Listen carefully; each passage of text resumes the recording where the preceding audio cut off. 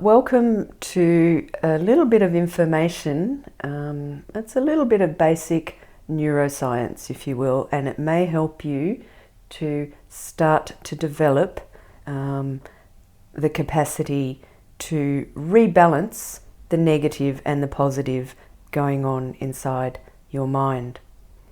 The part of our brain that is chattering away to us all day, it's called the default network. It's very useful, but it also has some very negative characteristics. It has a propensity to be negative. Our brain takes in negative information from around us in a very, very different way than how it takes in positive information. And if you think for a minute in evolutionary terms, you can see how that kind of makes sense, because as we've evolved, it's been very, very important for our survival that our brain pays particular attention to the negative things around us, because they were the things that were more likely to threaten our survival. So that means negative information goes straight to hardwiring, whereas positive information tends to just slide off and not register.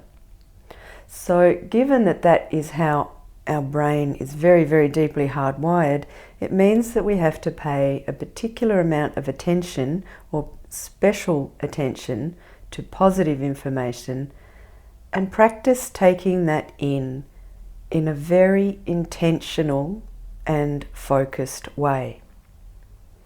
So this is a very short practice that I like to call, it's called taking in the good. And you can do this at any point in time when you notice yourself having a positive experience.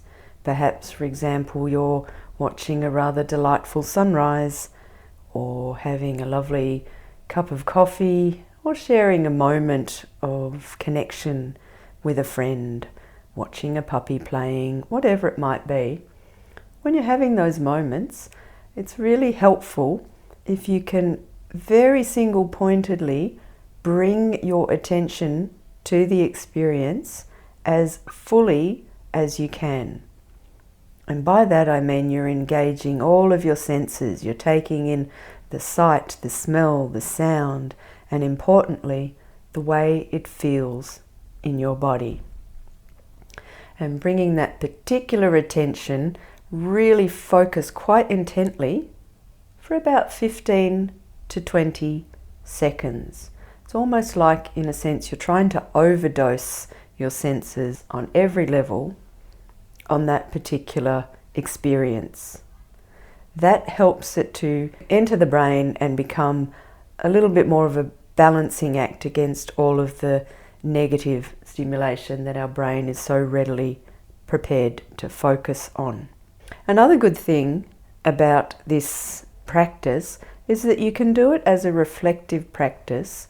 Say, for example, at the end of the day when you're settling down, if you recall any of those experiences that you had during the day and take your mind back to that experience and use that same principle of applying a very, very fixed and focused attention and remembering it at a sensory level as best you can, even that memory after the event can have that same positive effect, because the same circuits in your brain that release all of that positive emotion and sensation is being activated with the memory as well as the actual experience. It's a very helpful practice to take in as often as you like, and can help you to rebalance your brain.